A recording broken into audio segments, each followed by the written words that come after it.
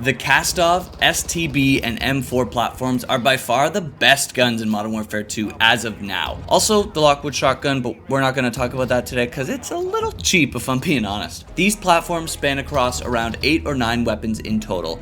They are amazing, and if we're trying to find guns to level up before the release of Warzone 2, these are the guns that we are going to want to focus on.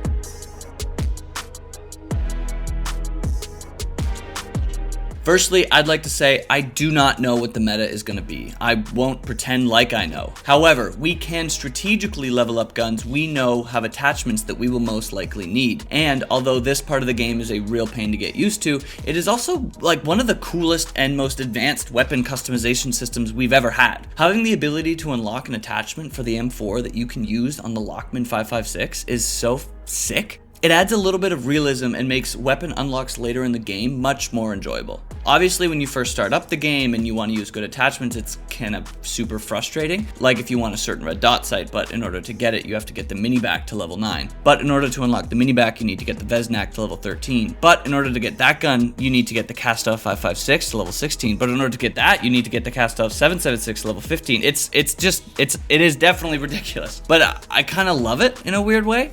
It's just kind of cool, and it makes me feel like I'm really mastering the game. Usually in the game's current life cycle, I'm just using like one gun, maybe two, and they're guns that you unlock really early or recognizable guns, like in Modern Warfare 2019, the M4A1 or the MP5. I'm having much more fun with this game, minus the constant crashes, of course. So which attachments are we trying to get? Well, remembering the original Warzone, some popular attachments were barrels, suppressors, foregrips, sights, and magazines. After some searching in this game, it seems like suppressors, foregrips, and sights are among the universal attachments, along with grips and stocks, whereas barrels and magazines are usually confined to an individual gun or weapon platform, depending on what attachment we're talking about. For example, you can't be able to use the 15-round mag that you unlock for the Lockman sub on the Rap H, but you can unlock a barrel on the F-TAC recon that can be used on the M4. It's all craziness in this year's COD, and honestly, I'm here for it. The main attachment that I think we're going to be rushing to get will be the VLK optic off the bat. Now, obviously that could change in the future, but knowing the COD community, we will most likely go with what worked beforehand and try to apply it to today. This year, the VLK optic is a 4x scope, which is honestly pretty intense. Here's to hoping that it's like the 3 times in the original Warzone, that this optic isn't a full 4x scope, because that might be a little bit too much. That being said, this attachment is actually pretty easy to unlock. It unlocks at level 4 for the Kastov 7.62. It's kind of nice that you don't have to go through all these guns and unlocks to get it. A few of the other attachments are a little bit more complicated to get. Another one of the most important attachments that were prioritized in the original Warzone was suppressors. On almost every single build, we had the monolithic suppressor front and center. So do we just find the mono suppressor in the game and call it a day? Well, if you're like me and you've gone searching for it, you probably noticed that it has a lot of negatives attached to it. Actually, you probably noticed that a lot of attachments have a lot of negatives attached to them.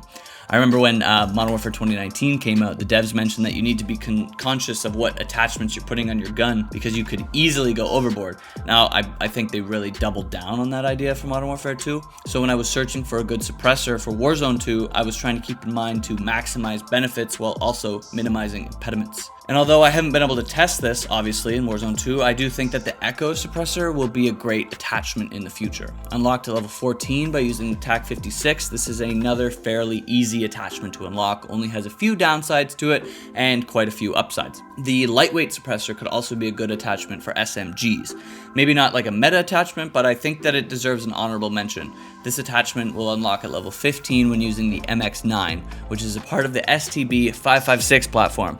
Basically, the AUG, but the SMG version. Moving on to the foregrip. I went through all of them, and just like the suppressors, you are always giving up so much for less recoil. Unfortunately, there's not like a commando grip like in Modern Warfare 2019, but there is the Merc foregrip, and compared to all the other foregrips, I think this one could take the cake for the second year in a row. This foregrip minimizes penalties, and the ones that it does give you, I think can be avoided relatively easily. This foregrip is unlocked at level 6 by using the TAC V, which is unlocked by getting the TAC 56 to level 12. The last attachment is less for the life cycle of Warzone 2 and more for the first few weeks while everyone is still figuring out their stuff. The first gun that you should probably use is the M4, and the best long-range barrel is going to be unlocked by getting the F-Tac Recon to level 6. Most likely something that you've already done, or something that is pretty easy to complete. With that done, you're able to have 5 attachments, and that will give you the advantage over your opponents. Lucky for you, I don't have very many subscribers, so you get the better advantage